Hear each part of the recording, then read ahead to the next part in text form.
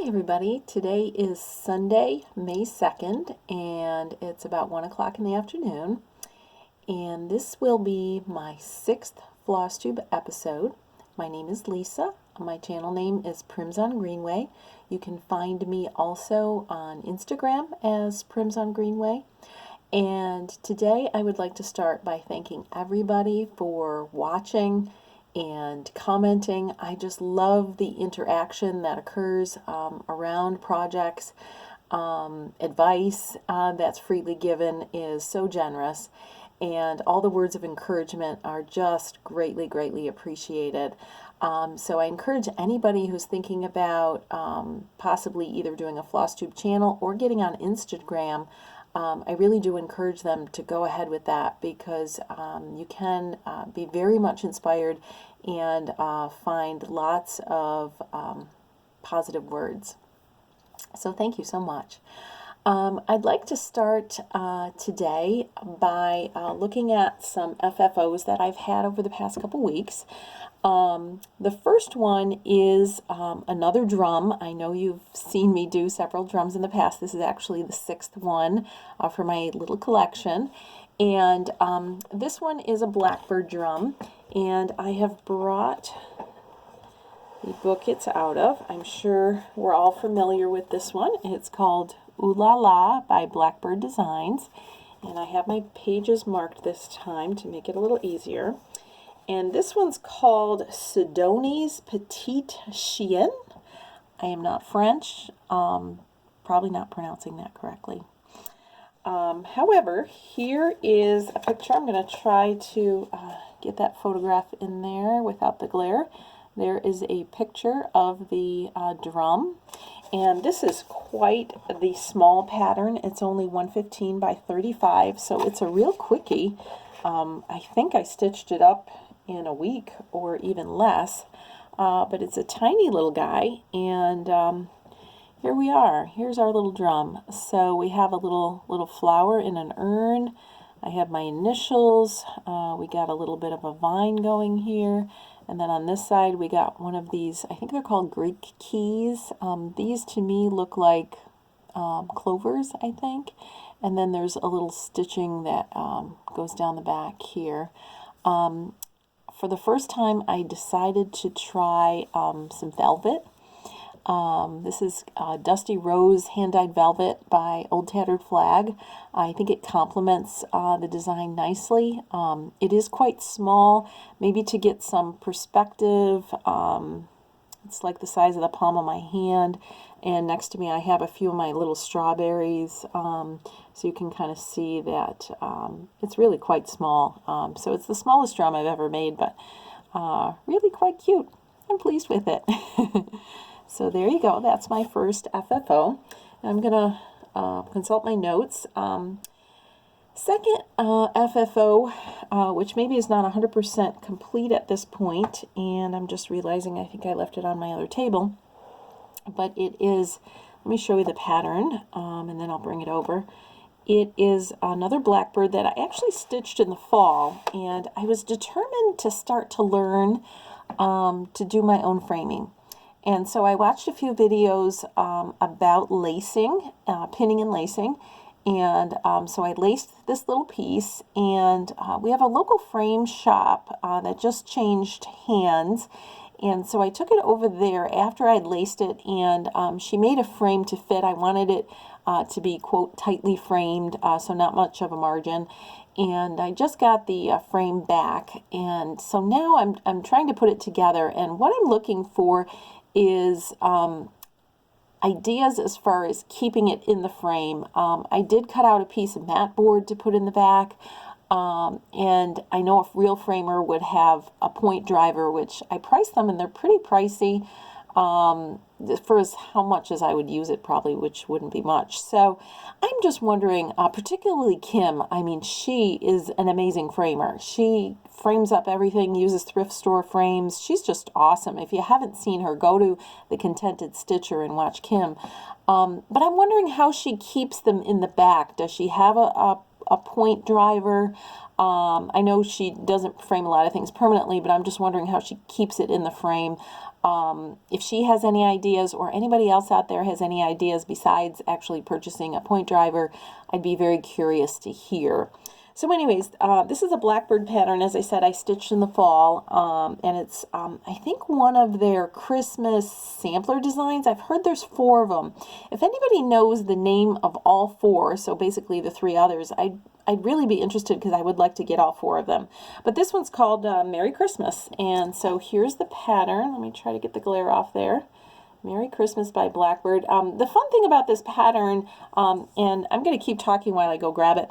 The fun thing about this pattern is that it has kind of some very cool jewel tone colors, which kind of remind me of like the vintage glass Christmas ornaments. And so when I was stitching it, that's what I was thinking about, and I think it's really cool. I really like it. I really like it. And here we are. Here we are. So, yeah, let me show you the back. I did lace it myself here, which I think it came out pretty good. And then I basically cut a piece of mat board, but I'm just looking for a way to keep the mat board in there. I know ideally it would be a point driver. And then the other question I have too for anybody or for Kim is, this is a fairly thin frame, and I have those little metal bars, you know, with the little teeth for hanging, but usually you kind of pound those in with nails, and I'm kind of afraid with this thin frame, I don't want it to split.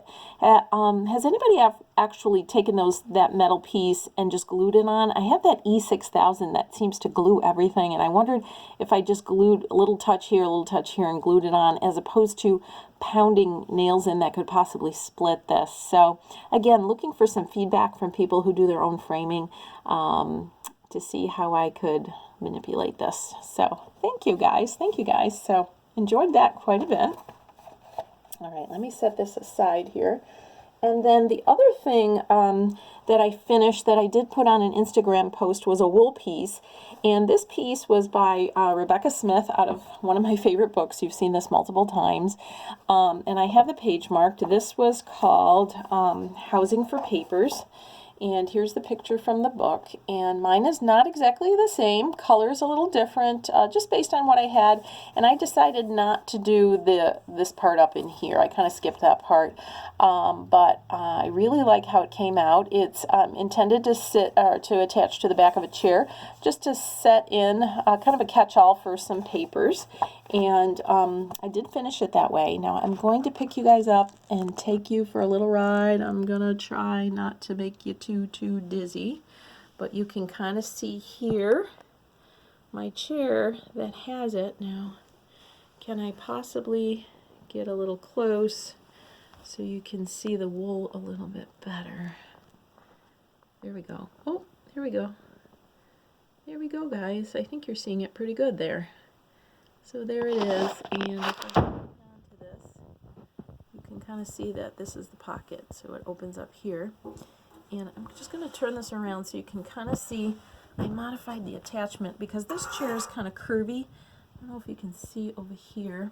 I ended up putting a button at the tip and then a button here in the back, and I used some of this sari silk, which I absolutely love because it looks kind of prim and frayed. And I bought that from Old Tattered Flag too, and I attached it, and it's really been awesome on my chair. I really just love it as a decor item, and I'm just thrilled with the way it came out. With this, it's actually 2 pieces of fabric, and in the middle I did put interfacing on both pieces, so it's kind of stiff, which I kind of like, so it hangs nice and stiff, and we've got this pocket, and I ended up doing a red thread. I don't know if you can see that there. I did a red thread there, which I thought really complemented that very well.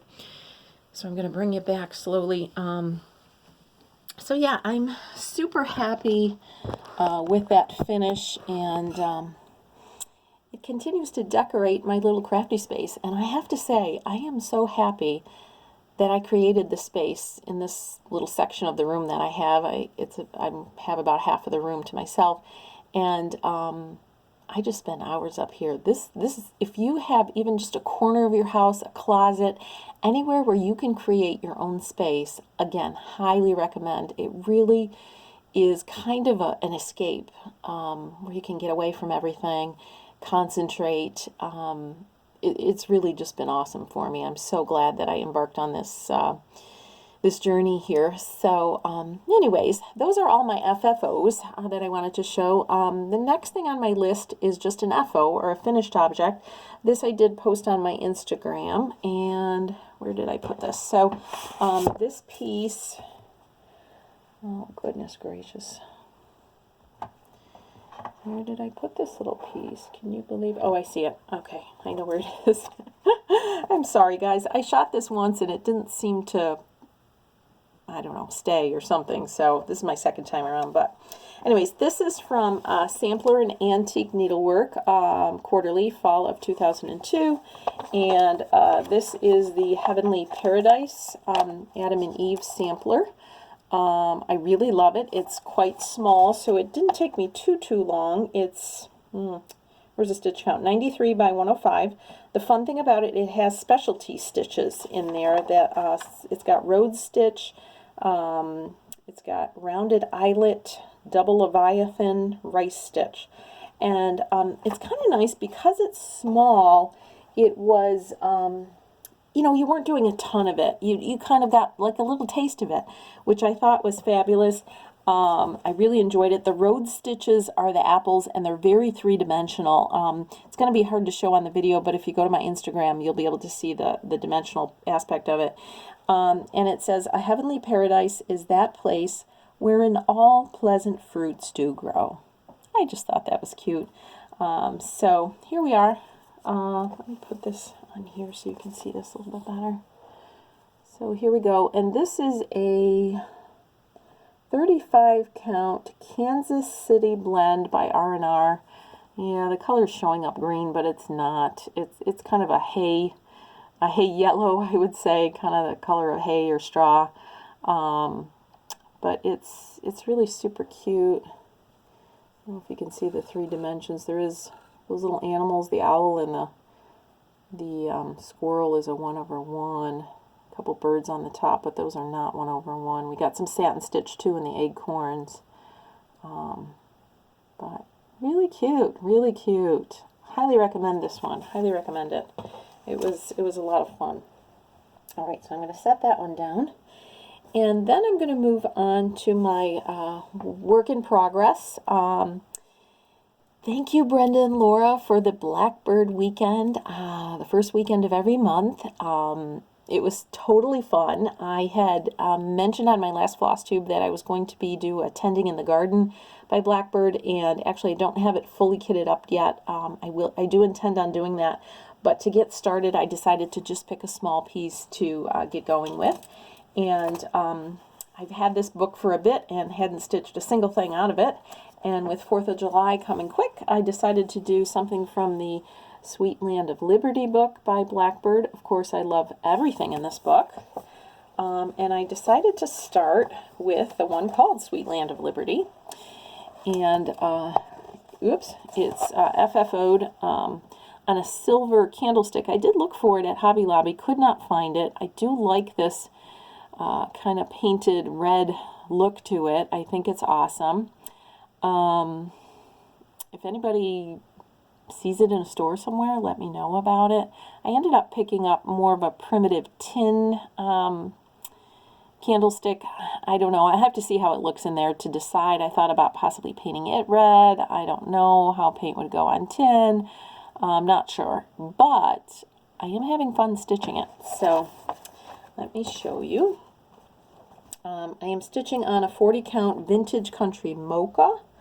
And here are the threads. I kind of have a mix of hand-dyed and DMC depending on what I had on hand. They are beautiful colors. Of course, not presented as beautiful as Nicole's, but there you go. And one thing I did want to point out that's been very handy that I bought about a month ago or so, I ended up ordering from a wool, was it a wool shop? No, it was a knitting shop. Actually, it was a knitting shop. I think I was just cruising the internet trying to find who might have it, but this is that DMC book that actually has samples of the threads in there, and I really love that. It really comes in handy if, say, you don't have one of the hand dyes and you can look up the thread and kind of match. I really love this book. I'm sorry I don't remember the name of the shop, but I just kind of cruised the internet seeing where I could find that because the DMC site said it was out of stock. So anyways, highly recommend. But here is my start on Sweet Land of Liberty. And I did a cheater, guys. I did a cheater. I don't know if you noticed this, but the roof of the house was supposed to be 8 rows of cross stitch, and yeah, I didn't do 8 rows of cross stitch. I did satin stitches, 2 rows that are 4 blocks wide, and for me, I like satin stitch. It went quick. I think a lot quicker than the crosses would have, so you know, I'm just moving through the project. I love to get things done. I told you I am a product stitcher and like to get things done, so it was faster for me. So there you go. I'm enjoying it. And hoping that maybe over the next week I can finish this up. We'll see. All right, so there you go. Thank you again, Brenda and Laura. By the way, Laura, have you started your gathering swallows yet? Or your tall trees? She's got a lot of things. One thing that I have to say she's really tempting me on is that chart by Hands Across the Sea, the tomfoolery. I just think that is out of this world. And I know it's not real big, but there's a ton of stitching in there. So I don't know. I'm on the fence about the whole thing, but every time I see it, I get excited and think, why don't I start that? So we'll see. That might be in my future. Okay, so I have to say, I'd like to try new things, and last fall I was inspired by Lori Holt and Christy at Crosshatch Quilts and Olivia at Pumpkin Hollow Quilts, of course Carol, Seltbox Stitcher, all these beautiful quilters. And then this week I saw Nicole from Nicole's Needlework do her first quilt. That put me over the edge. Last fall I was thinking about it. On Black Friday, I was on Fat Quarter Shop. I bought a bunch of quilting supplies. One is this nice mat you can see. This is a Lori Holt cutting mat. It's the biggest one they have. One side is red, one side is green. I love it. It's wonderful here on my makeshift table. And I bought a bunch of other supplies. I don't remember all the stuff. And I had been talking to a friend of mine whose mother-in-law quilts, and I said, it seems to me that maybe an easy place to start would be a jelly roll. I don't know. I don't know anything about quilting. Maybe that's the hardest place to start. I have no idea. But anyways, her mother-in-law said, oh, I've got a jelly roll book you can have, and maybe you can pick something out of there. So I was like, sure, okay, let's go for it. So here's the book that she gave to me. She gifted to me. It's called Jelly Roll Inspirations. And this book is by Pam and Nicky Lintott, Lintott. And there's lots of cute quilts in here, I have to say. And the one I ended up picking is called Birthday Gift. Birthday Gift. And let me show you a picture of the whole quilt. Here it is. I think those pinwheels are awesome. I love the colors, but you know me, I'm kind of prim. I love red. And so that day when I was on Fat Quarter Shop on Black Friday and they were having a huge sale, I found some French General reds called La Rouge. Probably saying that wrong. Again, I'm not French. Thought they were out of this world and picked that with a cream to do this quilt. And I have to say, I went over to a friend's house who kind of was showing me how to do some cutting techniques, and I started cutting and this and that, came home and did a little more, and then I goofed up and I packed the whole thing away and hadn't gotten out since. Well, when I saw Nicole this week, I said, you know what, Lisa, you're going to give this a try. And so I got it out yesterday and I made my very first ever quilt block. And it was so much fun. I posted it on Instagram and realized I had a mistake in it. Yes, I did. And let me show you. Just going to grab it here. And I have to say, I actually made these boards last fall that Lori Holt showed how to make. I think she calls them design boards. I made a couple small ones, a couple big ones. I put a little button where the fabric kind of joined together. I thought that was a cute touch. And yeah, I was all into it last fall until I made a mistake and I put it away.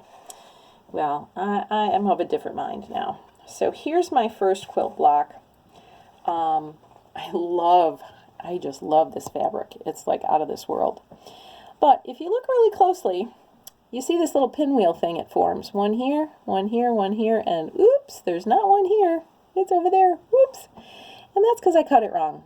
And I'm going to tell you what I learned from this. So hopefully somebody else can learn this lesson if they're just starting out. So this block is made up of 4 smaller blocks that you put together. And what I was doing is I was working through one block at a time. I would go through all the steps and then I'd have one block. Then I'd start over again, work through all the steps, have 2, then 3.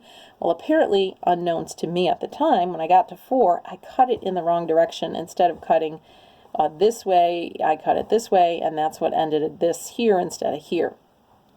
Didn't realize till I put the whole thing together. But I have to say, I posted this on Instagram, and I want to thank all those people who made wonderful comments, encouraging comments, and gave some advice. And Judy of Hall and House Home, if you haven't seen her on Instagram, you got to go look. She has the most beautiful little wool strawberries on my list, wool strawberries. Hall and House Home, she gave me fabulous advice to do each one, or to do them together, all 4 of them, so that you can line them up, make sure you're cutting the right way, make sure they're all, in alignment. And so I did a second block. Woohoo! I had to redeem myself. So here we go. This is my second block. And because these are very busy fabrics, and I love them, don't get me wrong, I think they're awesome, but probably should have put a plain fabric to highlight them a little better. But I know it's hard to see, but the pinwheel is intact here with the same fabrics, and it actually went a lot faster when you did it the way Judy had recommended.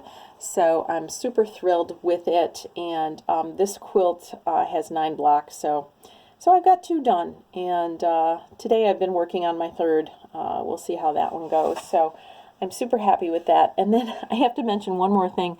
A gal named Claire from the UK, her Instagram is Blackberry Hill 1. She was so awesome. Her comment was that the Amish in their quilts, and they can quilt like out of this world, in their quilts they have a block called the humility block.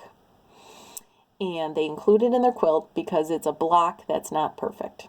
And their belief is that only God is perfect. And so they can't have a perfect quilt. That there's got to be a humility block in there. So I've made my first humility block, and I'm sure I'm going to make lots more. But I like that mindset. I tend to be a perfectionist, but I really like that mindset. It's at 53, it's something I'm trying to work around in my personality and realize things don't have to be perfect, and you don't need to stress about it. You just enjoy what you're doing, and I am really enjoying quilting.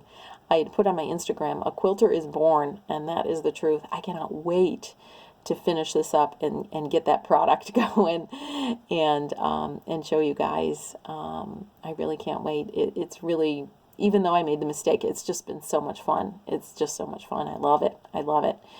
So thank you to all those quilters out there that have inspired me and inspired other people to give this a try. Of course, I still love my stitching and my wool applique, and hopefully at some point get back to my punch needle. But quilting, it really has been fun. So a couple more things I want to mention before I sign off. One is a floss tuber I'd like to mention. She's somebody who's been floss tubing for several years. She doesn't have a ton of followers, but I really enjoy her. When her video comes up, I immediately go ahead and listen to it. I think she's a really nice gal. She currently has just reproduced a sampler for her Needlework Guild, and I think next year it'll come on the market, and it's looking very beautiful. And her name is Michelle from Cozy Egg. So if you have never heard of her, or have never seen her, give her a look. And it's COZYEGG, Cozy Egg. So check it out. She's a really sweet gal. I really enjoy her quite a bit. Of course, a big hello to Brenda and Laura. Hi, guys. I hope you had a wonderful Blackbird weekend. Can't wait to see what you stitched. And then the third person I'd like to mention is Bonnie, Log Cabin Stitcher. Bonnie is just the sweetest person you'd ever want to meet. She's got a heart of gold. I just so enjoy her. She's always striving to be uplifting, and she uplifts my spirits. So a big hello to Bonnie. Her and I have corresponded a little bit. She enjoys wool also, and so we'd like to do a wool along. A wool along. We're hoping to do it at the beginning of June. We mentioned June 1st, but I know people are kind of caught up in their manias. If you can't start on June 1st, no biggie.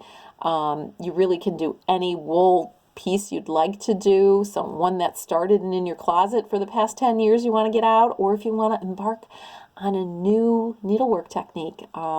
Absolutely. There are some places you can go to learn how to do wool applique. There are videos out there. Lisa Bonjean, I have discovered her channel. She's got a wonderful channel. It's mainly quilting as well as wool applique. She has lots of tutorial videos, but shows lots of beautiful, beautiful things. Oh my goodness. She also features other designers who have quilt books coming out, their fabrics. Just fabulous. So check her out for sure. I know Maggie Bononomy also has lots of books out on how to, and beautiful books on different projects. In fact, I have sitting in front of me a couple books I can definitely show you. This one I did show last time because Carol Saltbox had shown this. This is A Day at Sunnybrook with some beautiful, beautiful patterns. Let me just show you. Look at this. Is this awesome or what? Oh my gosh, is that delicious? Let's show you another one here. Now this is a combination wool applique and quilting. Look at that pillow. Oh, that would be right up my alley. Those pinks and browns. Oh, I just absolutely love that. And I also love this chatelaine. I really am tempted to give this a try. It's a little chatelaine with a bunch of buttons that attach them, and then you can put your little scissors in there and a pincushion. I just think that's a sweet project. Sweet project. So that's an awesome, awesome book. Here's another one by Maggie Bononomy, Pure and Simple. I have not made anything from either one of these. Oh no, this one. You know, I have to be honest. I started this project and I don't know if I ever finished it. I'm not sure where it went. It was this little pocket purse. I gotta look around for that because, honest to goodness, I know I started it. I'm not sure where it went.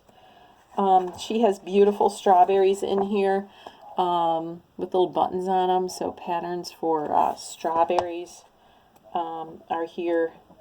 Let's see what else we got. Yes, I did do another pattern from here. I did. This was something I had gifted to Leslie from Fat Cat Flossing because she had sent me that out of print pattern, and it was this little radish that's a scissor holder. So this book has bunches of stuff.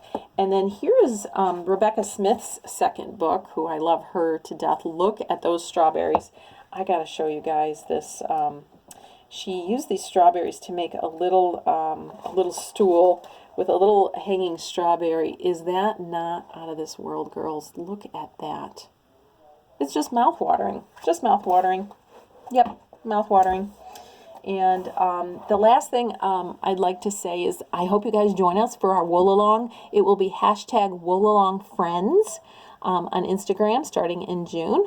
And thank you to one of my viewers, her name is Kathy, who sent me a bunch of pictures of her beautiful wool projects. I'm encouraging her to either start a Flosstube or put it on Instagram because they're out of this world. She's done bunches.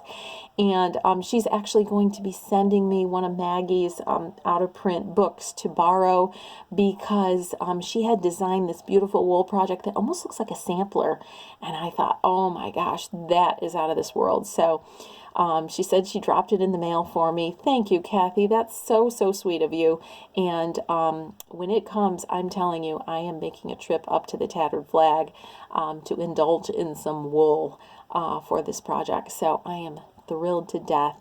And the other thing quick I want to mention is that she told me about, she introduced me to something called utility fabric, and it's the white, or not white, but cream fabric that I had on my pocket. It's at Joann's next to the ticking, and I really love it. It's kind of a heavyweight canvas. She said she does a lot of her wool applique onto that fabric because wool's expensive, so if it's a big piece, to get a big piece of fabric is quite pricey. So thank you so much for telling me about utility fabric.